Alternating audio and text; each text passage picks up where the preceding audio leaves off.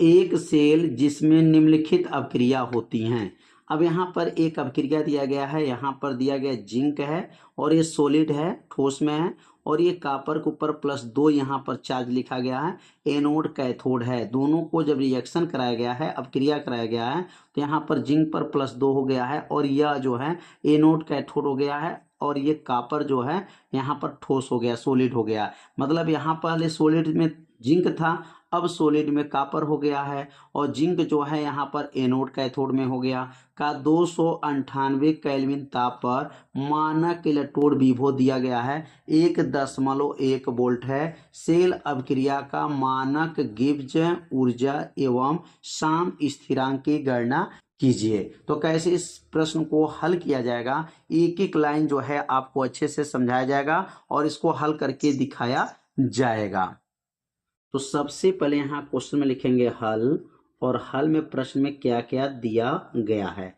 तो यहाँ पर ये देखिए +2 घात यहाँ पर भी है, यहाँ +2 घात है, मतलब इसमें संख्या जो है n बराबर क्या है 2 है।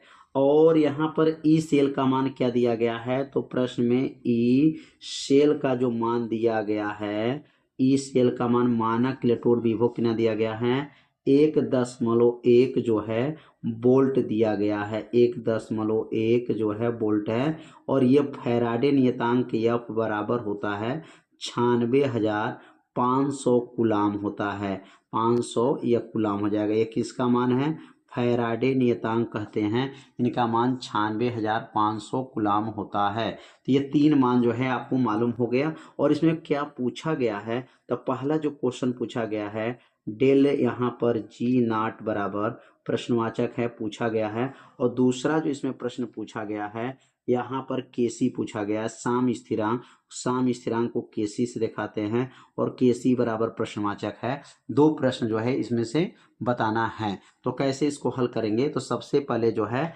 यहाँ पर मानक जो गिब्स जो ऊर्जा है, अब इसका सूत्र लिखेंगे तो डेल G0 का सूत्र होता है बराबर -N F, और यहाँ लिखेंगे ई सेल होता है, क्या सूत्र होता है -N F ई सेल होता है। अब इसमें मान को भर लेंगे, जब मान भर करके हल करेंगे तो -N का मान 2, F का मान 96,500 है, यहाँ पर 96,500 जाएगा, और ई सेल का मान क्या है 1.1 है।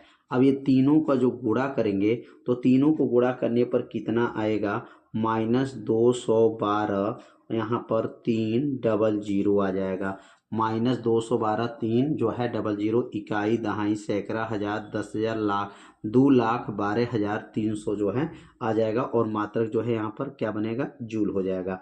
अगर इसमें 1000 से भाग कर दें, माइनस यहाँ पर 212 और यहाँ पर 3, मतलब 2,12,300 में अगर 1000 से भाग कर देंगे, यह उत्तर आ जाएगा किलो जूल में आ जाएगा। किस में आ जाएगा, किलो जूल में। अब यहाँ से 2 जीरो कट जाएगा और भाग करेंगे तो क्या आंसर आएगा -200 जो है -212.3 किलो जूल हो जाएगा। यहाँ पर यही क्या हो जाएगा, मानक जो है गिब्स मुक्त ऊर्जा का जो है मान निकल जाएगा।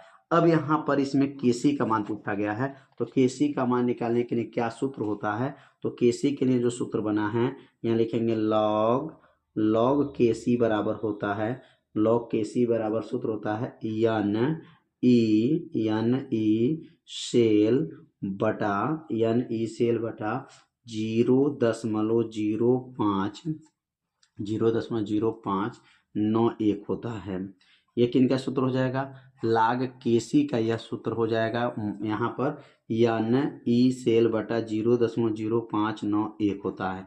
अब इसमें मान को भरेंगे तो एन का मान कितना है, तो कहेंगे एन का मान 2 है, और यहाँ पर जाएगा 1.1 हो जाएगा, ई सेल का मान 0.0591 हो जाएगा, और यहाँ लिखेंगे लॉग हो जाएगा, और यहाँ पर लिखेंगे केसी। अब यहाँ पर लिखेंगे लॉग के सी बराबर, अब यहाँ से जब इसमें गुणा करेंगे तो 2.2 हो जाएगा, और यहाँ पर भाग करेंगे, भाग देना 2.2 में किसे भाग करेंगे, तो यहाँ भाग जो दिया गया है 0.0591 से इसमें भाग करेंगे। तो जब भाग करेंगे तो क्या बनेगा, log KC बराबर हो जाएगा, और भाग देने पे जो आंसर आएगा यहाँ पर 37.22 आ जाएगा। तो ये भाग दे करके आप लोग चेक कर लीजिएगा। तो ये log KC का मान आ गया। अगर यहाँ पर इसको लघुगणक हटाएंगे तो इसका मान अलग आएगा। तो यहाँ पर जो है इस प्रश्न में लाग का मान नहीं दिया गया है, तो यहीं तक आपका क्या हो जाएगा, आंसर हो जाएगा। लेकिन जब इसका एंटी लाग देखेंगे, अगर इसका एंटी लाग निकालते हैं तो इसका एंटी लाग से अगर निकाल कर देखा जाए, जो लघुगणक सारणी होता है, अगर उस सारणी से देखेंगे एंटी लाग, तो क्या बनेगा 1.94 गुणे 10 के पावर यहाँ पर 37 इसका टोटल मान होगा। लेकिन यह मान प्रश्न में दे देना चाहिए, क्योंकि पेपर में सारणी तो दिया नहीं रहता है, तो कैसे सारणी को देखा जाएगा। तो इसलिए आपका आंसर यहीं तक जो है क्या हो जाएगा, सही हो जाएगा। तो इसमें आंसर क्या बनेगा, तो log KC बराबर लिखिए, या एंटी लाग जब निकालेंगे इसका तो यह मान आ जाएगा 1.94 गुणे 10 के पावर 37 घात हो जाएगा। यह जो है साम स्थिरांक का मान निकल गया। तो उम्मीद करते हैं साम स्थिरांक निकालने को जो है बताया गया, जो आपको अच्छे से समझ में आ गया होगा। तो इस प्रश्न में 2 प्रश्न था, मानक जो है गिब्स जो ऊर्जा निकालना था तो वह मान निकल गया, और यहाँ पर साम स्थिरांक निकल गया। तो